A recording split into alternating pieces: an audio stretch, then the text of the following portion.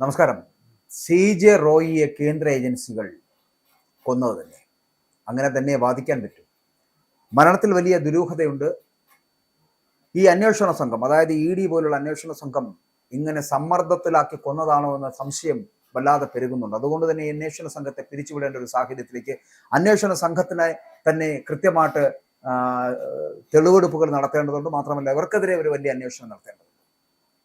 Confident group സ്ഥാപകനായിട്ടുള്ള CJ റോയിയുടെ മരണം, ആ മരണവുമായിട്ട് ബന്ധപ്പെട്ട ദുരൂഹതകൾ ഏറെയാണ്. രാജ്യത്തെ പ്രമുഖ റിയൽ എസ്റ്റേറ്റ് ഗ്രൂപ്പാണ് കോൺഫിഡന്റ് ഗ്രൂപ്പ് എന്ന് പറയുന്നത്. അതിന്റെ സ്ഥാപകനായിട്ടുള്ള CJ റോയിയുടെ അപ്രതീക്ഷിതമായിട്ടുള്ള വിയോഗം അത് ആദായ നികുതി വകുപ്പിനെയും ഒപ്പം തന്നെ കേന്ദ്ര സർക്കാരിനെയും കടുത്ത പ്രതിസന്ധിയിലാക്കുന്നു എന്ന് പറയാം. ആദായ നികുതി വകുപ്പിന്റെ റെയ്ഡിനിടെ ഏകദേശം 1 മണിക്കൂർ നീണ്ട ചോദ്യം ചെയ്യും. അതിനുശേഷമാണ് റോയി ആത്മഹത്യ ചെയ്ത ഒരു സാഹചര്യം ഇപ്പോൾ ഉണ്ടായിരിക്കുന്നത്. അത് വിശദീകരിക്കേണ്ട ബാധ്യത ഇപ്പോൾ ഉദ്യോഗസ്ഥർക്കുണ്ട്. കാരണം വലിയ പ്രതിസന്ധികളെയും വെല്ലുവിളികളെയൊക്കെ അതിജീവിച്ചുകൊണ്ട് ബിസിനസ് സാമ്രാജ്യം കെട്ടിപ്പടുത്ത റോയി ഇത്ര പെട്ടെന്ന് ഇത്തരമൊരു തീരുമാനമെടുക്കുമോ എന്നുള്ളതാണ് സുഹൃത്തുക്കളും അടുപ്പക്കാരും ഒക്കെ ഇതിനെക്കുറിച്ച് ചോദിക്കുന്നത്. ഇങ്ങനെ ചെയ്യുവാനുള്ള സാഹചര്യം ഇല്ല എന്ന് പറയപ്പെടുമ്പോൾ എന്തുകൊണ്ട് അങ്ങനെ സംഭവിച്ചു? സംഭവത്തിൽ കർണാടക പോലീസ് ഇതിനകം തന്നെ വിശദമായിട്ടുള്ള അന്വേഷണം പ്രഖ്യാപിച്ചു. കൊച്ചിയിൽ ഒരു ചെറിയ നിലയിൽ ആരംഭിച്ച ബിസിനസ് തുടങ്ങി ബംഗളൂരു നഗരത്തിന്റെ മുഖച്ഛായ മാറ്റിയ ബിൽഡർമാരിൽ ഒരാളായിട്ടുള്ള റോയിക്ക് തെക്കേ ഇന്ത്യയിലും ദുബായിലും ശതകോടികളുടെ ആസ്തിയുണ്ട് എന്നുള്ളതാണ്. റെയ്ഡ് നടത്തിയ ഉദ്യോഗസ്ഥരിൽ നിന്ന് അദ്ദേഹത്തിന് മാനസികമായിട്ടുള്ള കടുത്ത മാനസിക പീഡനം നേരിടേണ്ടി വന്നതായിട്ട് തന്നെയാണ് ജീവനക്കാർ മൊഴി നൽകിയത്.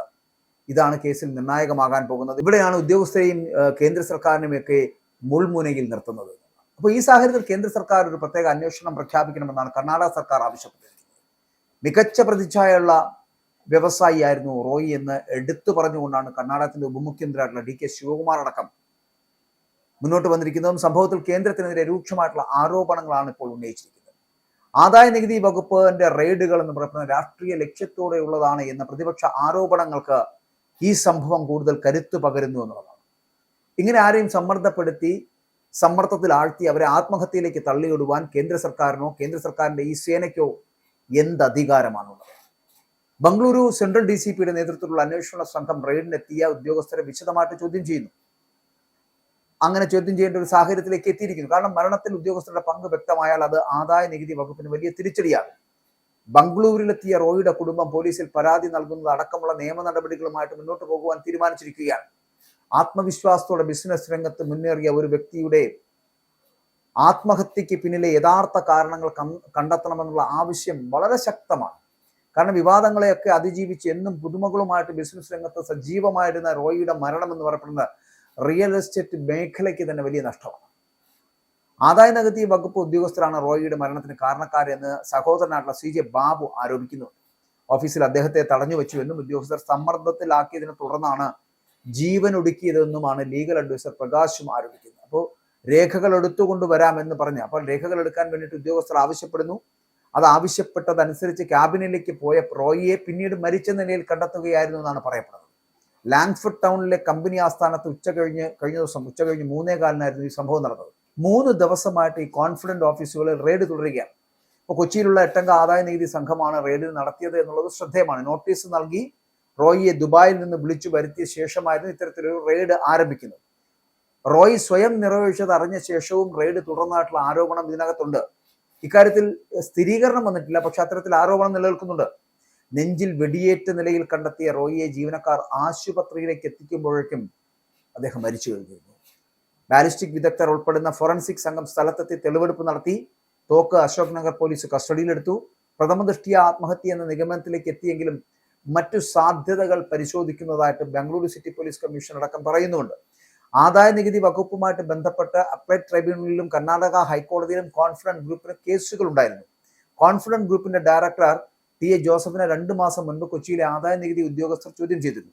അതിന്റെ തുടർച്ചയായിട്ട് ബംഗളൂരുവിലെ ഓഫീസിൽ പരിശോധന നടത്തി ലോക്കറുകൾ മുദ്രവെച്ചു. ദുബായിൽ നിന്നെത്തിയ റോയിയുടെ സാന്നിധ്യത്തിൽ ലോക്കറുകൾ തുറന്നു പരിശോധിക്കുവാനാണ് ഉദ്യോഗസ്ഥർ കഴിഞ്ഞ ദിവസം ഓഫീസിൽ എത്തിയത് എന്നുള്ള വിവരമാണ് പുറത്തു വരുന്നത്. കോൺഫിഡന്റ് ഗ്രൂപ്പ് സ്ഥാപകനായിട്ടുള്ള CJ റോയിയുടെ മരണവുമായിട്ട് ബന്ധപ്പെട്ടത് കൂടുതൽ ദുരൂഹതകളാണ് ഇപ്പോൾ പുറത്തു വരുന്നത്. ഏറെ ആകുന്നുണ്ട് ഇത്തരത്തിലുള്ള ദുരൂഹതകൾ എന്ന് പറയുന്നത്. ഏതാണ്ട് ഈ കേന്ദ്ര ഏജൻസികൾ തുടർച്ചയായിട്ട് CJ റോയിയെ നിരീക്ഷിച്ചതിന്റെ പിന്നിലെ കാരണം, ആ കാരണം എന്താണെന്ന് ഇപ്പോഴും വ്യക്തമല്ല എന്നുള്ളതാണ്. ആദായ നികുതി വകുപ്പ് അടക്കമുള്ള ഏജൻസികൾ റോയിയെ ലക്ഷ്യമിട്ടത് എന്തിന്റെ പേരിലാണ് എന്നുള്ളതും ഒപ്പം ഒപ്പം തന്നെ ദുബായിലെ അദ്ദേഹത്തിന്റെ ബിസിനസ് ഇടപാടുകളെ അടക്കം സംശയത്തിന്റെ കണ്ണിലൂടെ കണ്ടതിന്റെ അടിസ്ഥാനം എന്ത് എന്നതിലുമൊക്കെ ഒരു വ്യക്തതയില്ല എന്നുള്ളതാണ്. എന്തുകൊണ്ടാണ് അത്തരത്തിലുണ്ടായിരിക്കുന്നത്? കോൺഫിഡന്റ് ഗ്രൂപ്പിന്റെ പ്രധാന കോർപ്പറേറ്റ് സ്ഥാപനങ്ങൾ ഉള്ളത് ബംഗളൂരിലാണ്.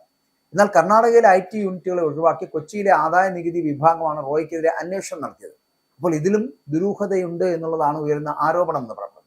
റോയിയുടെ അസ്വാഭാവിക മരണത്തിന് ശേഷവും ഇക്കാര്യങ്ങളിൽ വ്യക്തമായിട്ടുള്ള വിശദീകരണം നൽകാൻ ആദായ നികുതി വകുപ്പോ അല്ലെങ്കിൽ അതുമായിട്ട് ബന്ധപ്പെട്ട ഉദ്യോഗസ്ഥരോ തയ്യാറായിട്ടില്ല എന്നുള്ളത് ഇവന്മാരുടെ സ്ഥിരം ഒരു പരിപാടിയായിട്ട് മാറി, ഒരു കലാപരിപാടിയായിട്ട് മാറിക്കൊണ്ടിരിക്കുക. ഇത്തരത്തിൽ ആൾക്കാരെ സമ്മർദ്ദത്തിലാക്കി മരണത്തിലേക്ക് തള്ളിവിടുക.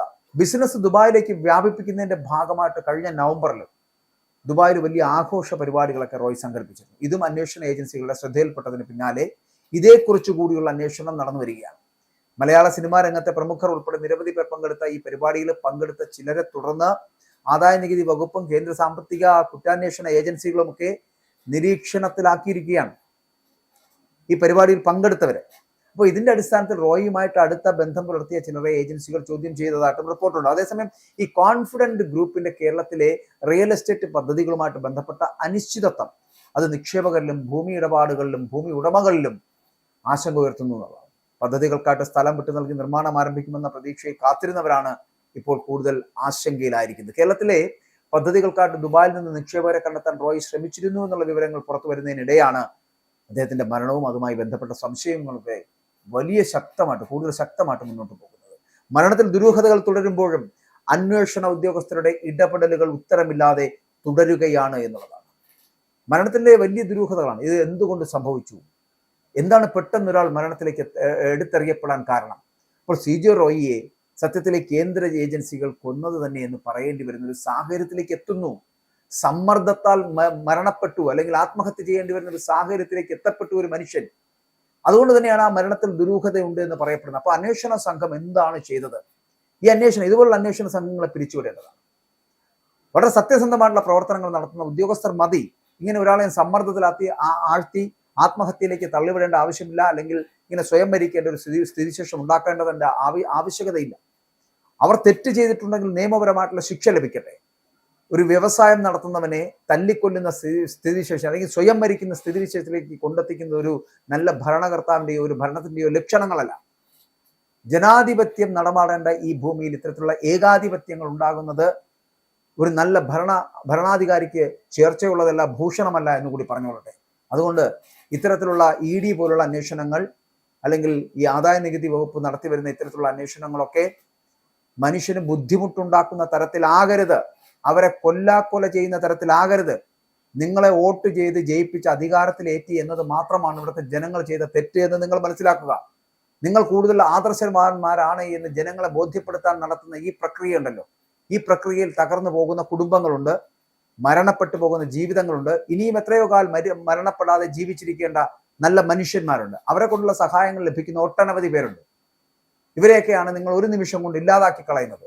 നിങ്ങളുടെ വലിയ ആദർശ ശുദ്ധി തെളിയിക്കുന്നതിന്റെ ഭാഗമായിട്ട് നിങ്ങളെപ്പോലുള്ള ഇതേ ഏജൻസികളിലുള്ളവർ എന്തൊക്കെ ചെയ്തിട്ടുണ്ട് എന്നുള്ളത് കണ്ടുപിടിക്കണമെങ്കിൽ ഇതിനെക്കാട്ടിലും വലിയ ഏജൻസികൾ ഇവർ അന്വേഷിച്ചാൽ മാത്രം മതി. ഇതിൽ എത്ര പേർ കൊള്ളക്കാരുണ്ട്, എത്ര പേർ കള്ളന്മാരുണ്ട് എന്ന്. അതുപോലെ തന്നെയാണ് കേന്ദ്ര ഏജൻസികൾ എന്ന് പറയപ്പെടുമ്പോൾ കേന്ദ്ര ഏജൻസികൾ കൊമ്പൊന്നുമില്ലല്ലോ. കേന്ദ്ര ഏജൻസികൾ മാത്രമേ സത്യസന്ധരായിട്ടുള്ള പ്രവർത്തകരുള്ളൂ അല്ലെങ്കിൽ ഉദ്യോഗസ്ഥരുള്ളൂ. കേന്ദ്രം ഭരിക്കുന്ന പുതിയ പാർട്ടിക്ക് അല്ലെങ്കിൽ BJP എന്ന് പറയപ്പെടുന്ന പാർട്ടിക്ക് അവർ മാത്രമാണ് സത്യസന്ധർ എന്നുള്ളൊരു തോന്നലുണ്ടോ? നിങ്ങൾ വിചാരിച്ചാൽ മാത്രമേ ഈ രാജ്യം നന്നാവൂ എന്ന് തോന്നുന്നുണ്ടോ? 2014 ശേഷം മാത്രമാണോ ഈ രാജ്യത്ത് ജനാധിപത്യം ഉണ്ടായത്? അതുവരെ ഇവിടെ ജനാധിപത്യം ഉണ്ടായിരുന്നില്ലേ? 1947 മുതൽ ഇവിടെ നമ്മൾ സ്വാതന്ത്ര്യം ലഭിച്ചതിന് ശേഷം പലരും ഭരിച്ചിട്ടുണ്ട്. അതിൽ കൂടുതലും കോൺഗ്രസ് ആണ്. ഒരു അടിത്തറയിട്ട് നൽകിയ ഒരു സംവിധാനമുണ്ട് ഇന്ത്യ എന്ന് പറയപ്പെടുന്ന രാജ്യത്തിന് വേണ്ടിയിട്ട്. 1950 ശേഷം ഇങ്ങോട്ട് വളർച്ചയുടെ ഘട്ടങ്ങളായിരുന്നു.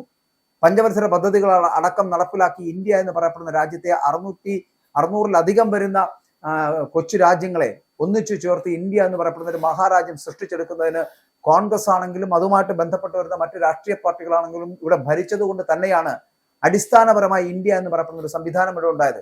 ഇന്ന് നമ്മൾ ലോകശക്തിയാകാൻ പോകുന്നു അല്ലെങ്കിൽ സാമ്പത്തിക ശക്തിയാകാൻ പോകുന്നു എന്നൊക്കെ എന്ന് അവകാശപ്പെടുമ്പോൾ 2014 മോദി സർക്കാരിന്റെയോ അല്ലെങ്കിൽ BJP സർക്കാരിന്റെയോ അവരുടെ മാത്രം പ്രവൃത്തിയുടെ ഫലം കൊണ്ടല്ല എന്നുള്ള കാര്യം നിങ്ങൾ മറന്നുപോകരുത്. നിങ്ങൾ അഹങ്കരിക്കരുത്.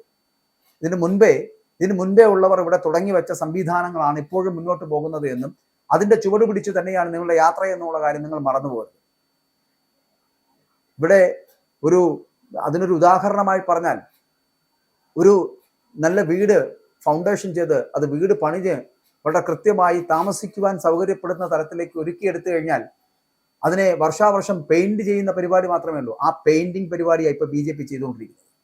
അത് മാത്രമാണ് നിങ്ങൾ ചെയ്യുന്നത്. ഇതിന്റെ അടിസ്ഥാനം എന്ന് പറയപ്പെടുന്നത്, ഇന്ത്യ എന്ന് പറയപ്പെടുന്ന മഹാരാജ്യത്തെ കെട്ടിപ്പടുക്കുന്നതിൽ സമ്പൂർണ്ണമായിട്ടുള്ള പങ്ക് വഹിച്ചിട്ടുള്ളത് കോൺഗ്രസ് പോലുള്ള പ്രസ്ഥാനങ്ങളാണ് എന്നുള്ള കാര്യത്തിൽ തർക്കമില്ല.